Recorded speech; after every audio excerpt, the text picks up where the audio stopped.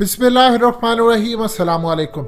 इस कौम की बदकिस्मती ये है कि आहिस्ता आहिस्ता अल्लाह पाक ने इस मुल्क से तमाम अच्छे के अच्छे स्कॉलर उठा लिए और उनमें से एक स्कॉलर थे डॉक्टर मरहूम इसरार अहमद। डॉक्टर इसरार अहमद अपने आप में एक चलता फिरता थिंक टैंक थे, यानी ऐसा थिंक टैंक कि अगर शायद मगरिब या अमेरिका के पास होता तो करोड़ों डॉलर्स का वो बड़े थिंक टैंक बनाते, उनकी सरबराही में काम किया जाता। आज आप देख लीजिए उनकी वफात को कितने साल हो चुके हैं, लेकिन उसके बाद एक ऐसी बात डॉक्टर इसरार अहमद की जो वो कई सालों से कहते आ रहे थे, आज यूरोप में पूरी होती नजर आ रही है। और उन्होंने किस तरह बियॉन्ड द इमेजिनेशन ये तमाम चीजें देख ली थी, पर्दे के पीछे देखने की सलाहियत रखते थे। अल्लाह ने उनको दिमाग दिया था, एनालिसिस करने की सलाहियत थी। मजीद डिस्कस करने से पहले इस वीडियो को लाइक करें, हकीकत टीवी को सब्सक्राइब करें और बेल आइकन पर जरूर क्लिक करें। आज आप देख लीजिए कैसी बात डॉक्टर इसरार अहमद कहा करते थे कि आप आने वाला जो वक्त है मुसलमानों पर वो इतना कड़ा होने वाला है, इतना कड़ा होने वाला है, अरबों की तबाही, पाकिस्तान पर भी अल्लाह का अजाब होगा और यूरोप के अंदर खास तौर पर इस्लाम को बतौर सियासी और इस्लाम को निजाम के तौर पर कुचलने के लिए मुसलमानों के ऊपर कड़े वार होंगे। ये डॉक्टर इसरार अहमद कह के चले गए इस दुनिया से, लेकिन आज सूरत हाल देख रहे हैं। फ्रांस के अंदर एक अजीबोगरीब मामला हुआ है, एक नया कानून आने वाला है जो कि 9 दिसंबर को उनकी पार्लियामेंट के अंदर पेश किया जाएगा। ये अप्रूव भी होगा, इसके पीछे इसराइली है।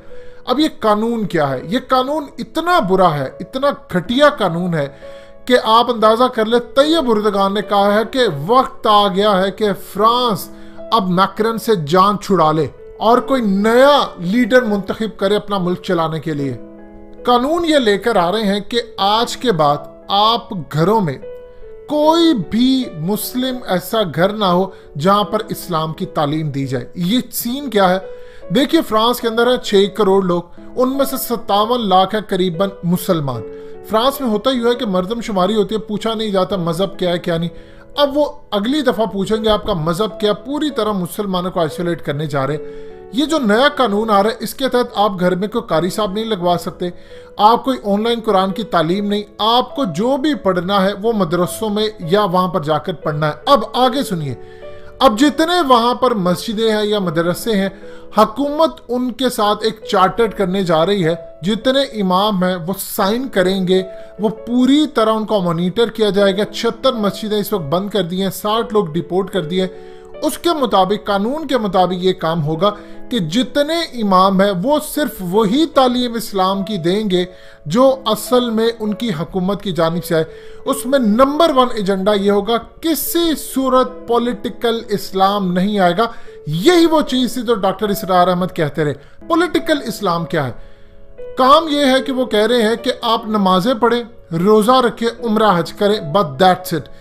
आपने इसके अलावा इस्लाम को आगे नहीं लेके जाना। इस्लाम बतौर मजहब हमें कुछ कुछ कबूल है, लेकिन इस्लाम बतौर सियासी किरदार नहीं काबिल कबूल। कोई भी इमाम मस्जिद में यह तालीम नहीं दे सकता कि इस्लाम का निज़ाम क्या था, इस्लाम ने किस तरह फैला, इस्लाम के खदोखाल क्या है, हुकूमत की डायनामिक्स क्या थी, खुलफाए राशिदीन ने क्या काम किया, उन्होंने किस तरह इस्लाम का निज़ाम आगे लेकर चले, ज़कात के थ्रू इकोनॉमिक निज़ाम क्या था। ये कोई भी डिस्कशन नहीं हो पाएगी आज के बाद फ्रांस के अंदर। यानी तमाम की तमाम वहां पर कैमरे लगे होंगे जिसको मॉनिटर बैठकर पीछे अथॉरिटीज कर रही होंगी, वो सुन रही होंगी क्या गुफ्तगू हो रही है। आप जो डोनेशन देना चाहेंगे उस पर भी पाबंदी होगी। जब तक हुकूमत जिनको अप्रूव करेगी 1-1 रुपए का हिसाब रखा जाएगा। और वहां पर इवन के जिस तरह सऊदी अरब के अंदर पॉलिटिकल खुतबा होता है, यानी जो शाही खानदान की तरफ से आता खुतबा लिखा हुआ आता है, जो तकरीर आती है वही हज के मौके पर पढ़ी जाती है, लोगों को बताई जाती है, वही जुमे के अंदर। यानी वहां पर भी आप फलस्तीन के हक में दुआ नहीं कर सकते, आप कश्मीर के हक में दुआ नहीं कर सकते, आप ये नहीं कह सकते कि सूद हराम है, आप ये नहीं कह सकते कि प्रॉपर्ली जना हराम है, आप ये नहीं कह सकते कि इस्लाम तो खिलाफत का बात करता है। ये सूरत हाल इसी तरह एग्जैक्टली फ्रांस में होने जा रही है। यहां से होती होती अब पूरी तरह यूरोप में फैलेगी। अब ये कानून लागू होने वाला है कि आज के बाद इस्लाम को वो खुद कंट्रोल करेंगे, आपको बताएंगे। जब उन्होंने देखा, ये कहां से सीखी है उन्होंने चीजें, इसराइल उनको बता रहा है, लेकिन उन्होंने देखा सऊदी अरब के अंदर भी यही होता है। अब असल में चाहे पाकिस्तान हो चाहे दुनिया का कोई मुल्क, कोई भी इस्लाम का निजाम नहीं चाहता।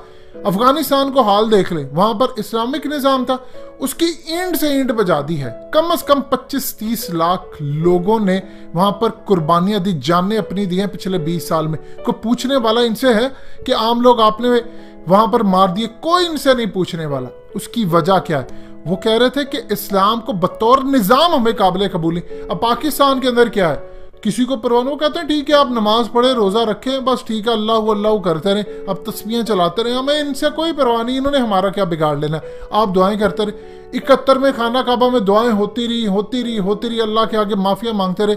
अल्लाह ने दुआ सुनी, आपका मुल्क 2 टुकड़े हो गया।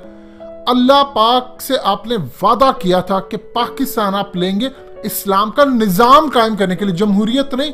जमहूरियत के लिए अगर होता तो इल्लामा इकबाल ने जो बातें की थी, क्या बात उन्होंने की थी इबलीस की मजलिस शूरा के अंदर, आज उन्होंने जो बात की थी यही तो वो बात यूरोप के अंदर होने जा रही है। उन्होंने कहा था कि है अगर मुझको खतर तो इस उम्मत से है जिसकी खाकिस्तर में है अब तक शरारा आरज़ू। ये असल में इबलीस अपने जो जितने मशीर थे इबलीस की मजलिस शूरा में, वो कहता है कि मुझे दुनिया की तो परवाह ही नहीं है, ये चिंगारी है, मुसलमान इस वक्त सो रहा है, लेकिन मुझे खतरा है कि कहीं ये चिंगारी बाहर निकल आई और ये आग भड़क उठी और मुसलमान उठ गए कि हमारा भी कोई निज़ाम हुआ करता था, हमें इस्लाम का निज़ाम कायम करना है, तो बस मुझे इसी से खतरा है। इसी के अंदर आज देख रहे इल्लामा इकबाल की पेशन गोई पूरी हो रही है और इसको वो रोकने जा रहे हैं। इसीलिए तो उन्होंने कहा था कि मुल्ला की अजान और है, मुजाहिद की अजान और है। ये मुल्ला की अजान आप देते रहे मस्जिदों में जितनी मर्जी अजानें, आप नमाजें पढ़ाते रहे, आप उम्रे हज करते रहे, आप 6-6 उम्रे कर ले, 10-10 हज कर ले, उनको क्या प्रॉब्लम? जब तक आप पॉलिटिकल इस्लाम नाफिज करने की कोशिश करेंगे आपको उड़ा दिया जाएगा।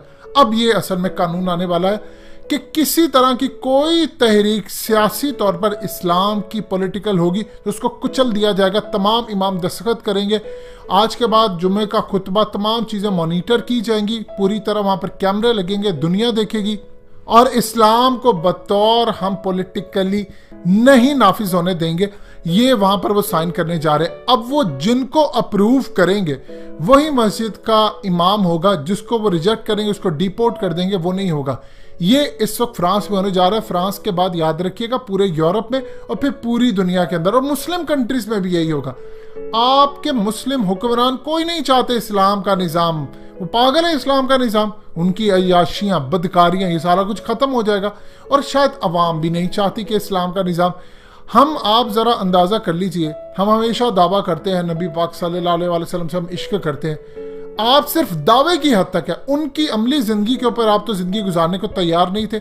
आप ये देखिए जो उस वक्त का मदीना था वो आज का लॉस एंजलिस है अमेरिका का, फहाशी बदकारी अरूज पर थी।